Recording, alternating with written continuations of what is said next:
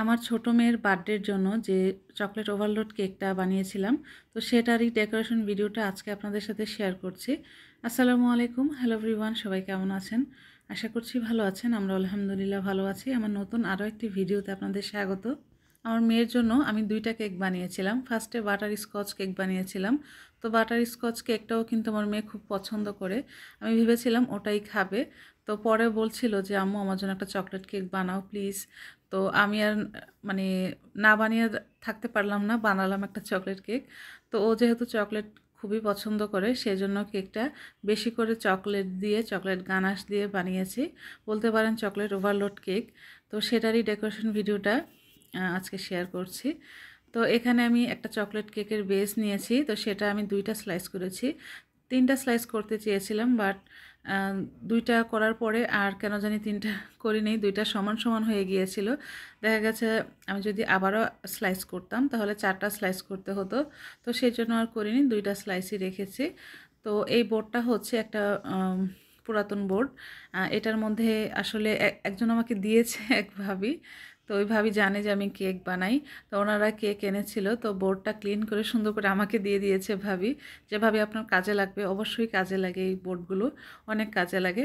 তো বাসার জন্য যেহেতু কেক বানিয়েছি, সেই জন্য এই বোর্ডটার মধ্যে আমি কেকটা বানাচ্ছি।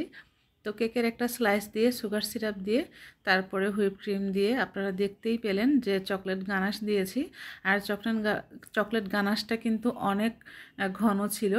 তো দিয়ে তারপরে স্প্রেড করে কেকের আরেকটা স্লাইস দিয়ে আমি অল্প কিছু ক্রিম দিয়ে কেকটা ক্রাম কোট করে নিয়েছি।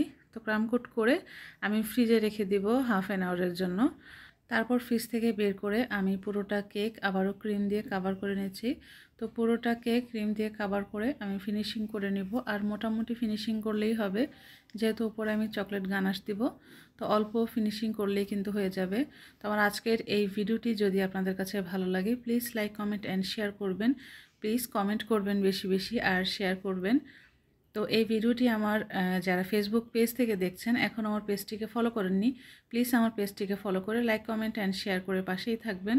আর যারা আমার এই ভিডিওটি আমার ইউটিউব চ্যানেল থেকে দেখছেন, এখনও আমার চ্যানেলটিকে সাবস্ক্রাইব করেননি, প্লিজ আমার চ্যানেলটিকে সাবস্ক্রাইব করে লাইক, কমেন্ট অ্যান্ড শেয়ার করে পাশেই থাকবেন। তো কথা বলতে বলতে মোটামুটি ফিনিশিং আমি করে নিয়েছি। প্যালেট নাইফ দিয়েই আমি ফিনিশিংটা করছি। আর উপরে যেহেতু চকলেট গানাশটা দিব, সেই জন্য আমি কোনো রকমভাবে আর কি ফিনিশিংটা করছি। অত ভালো ফিনিশিংয়ের দরকার নেই, যেহেতু উপরে গানাশ হবে, তারপরে আবার সাইডে চকলেট হবে। তো সেই জন্য আর নিচেও সাইডে চকলেট দিব। আমি কিছু চকলেট ছুরি দিয়ে কেটে ছোট ছোট করে কুচি কুচি করে রেখেছি, সেটা আমি উপরে ডেকোরেশনে ইউজ করব। তো এখন আমি চকলেট গানাশটা দিয়ে দিচ্ছি। আর চকলেট গানাশটা একদম ঘন। আমি পাতলা করতে চাই, বাট আমি কেন জানি পাতলা করতে পারি না, গানাশটা ঘনই হয়ে যায়। আর দেখা গেছে গানাশটা রেডি করে রেখে দিলে কিছুক্ষণ পর এমনিতেই ঘন হয়ে যায়। তো সেই জন্য আমার গানাশটা একদম ঘনই থাকে, পাতলা আর করতে পারি না। আর পাতলা না করার কারণে সাইডে যে ড্রিপিংটা করতে চাই, ওটা ভালোভাবে আর হয় না। তো এখানে যতটুকু লাগছে আমার গানাশ, ততটুকু আমি দিয়ে দিচ্ছি। ফার্স্টে যতটুকু দিয়েছিলাম হয়নি, পরে আরও একটু দিয়ে দিলাম। তো চকলেট গানাশটা যেহেতু অনেক ঘন, তো ওপরে ফিনিশিংটা অত ভালোভাবে হচ্ছে না। পরে আমি এই প্যালেট নাইফটা দিয়ে ওপরে একটা ডিজাইন করে দিচ্ছি। তো সেটা আপনারা এই তো ভিডিওতেই দেখেই বুঝতে পারবেন। তো এই ডিজাইনটা করলেও কিন্তু গানাশের উপরে ভালোই লাগে, দেখতে সুন্দর লাগে।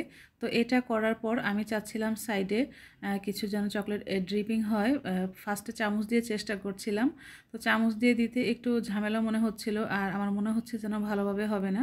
তো তারপর আমি করেছি কি, পাইপিং ব্যাগের মধ্যে চকলেট গানাশটা নিয়ে নিয়েছি। তো পাইপিং ব্যাগ দিয়ে দেওয়ার চেষ্টা করছিলাম। তো তারপরেও অত ভালোভাবে ড্রিপিংটা হয়নি, যেহেতু গানাশটা অনেক ঘন। তো ভালোভাবে হয়নি, মোটামুটি যতটুকু পেরেছি ড্রিপিংটা দিয়েছি। তো তারপরে ওপরে আমি কিছু চকলেট দিয়ে দিব। ওই যে বলছিলাম যে চকলেট কিছু আমি ছোট ছোট করে টুকরো করে কেটে রেখেছি। তো ওই চকলেটগুলোই আমি উপরে সাইডে দিয়ে সুন্দর করে ডেকোরেশন করে দিব। আর কেকটা এত এত চকলেটই হয়েছে, প্রচুর পরিমাণে চকলেট, যেহেতু অনেক অনেক ঘন। আর এই কথাটা কতবার বলে ফেললাম, অনেক ঘন গানাশ, অনেক চকলেটই হয়েছে কেকটা। তারপর এই তো চকলেট যে ছোট ছোট করে কেটে রেখেছিলাম সেগুলোই দিয়ে দিচ্ছি কেকের সাইডে, পুরোটা সাইডে রাউন্ড করে আমি দিয়ে দিব। তো তারপরে যতটুকু চকলেট বেঁচে ছিল ওইগুলো আমি কেকের একদম নিচে বর্ডার হিসেবে দিয়ে দিলাম। বর্ডার তো আমরা অনেক সময় ক্রিম দিয়ে দেই, তো সেটা আর কি চকলেট দিয়ে দিয়ে আমি কভার করে দিলাম। তো তারপরে আমি অফ ক্যামেরায় কিন্তু আমার মেয়ের হ্যাপি বার্থডে কর্নার যে লেখাটা সেটা লিখেছিলাম, তো ওটা অফ ক্যামেরায় করেছিলাম। তো আজকের কেকটি কেমন হয়েছে অবশ্যই কিন্তু কমেন্ট করে জানাবেন। তো আজকের ভিডিওটি এ পর্যন্তই। সবাই ভালো থাকবেন, সুস্থ থাকবেন, আমাদের জন্য দোয়া করবেন। আসসালামু আলাইকুম, আল্লাহ হাফেজ।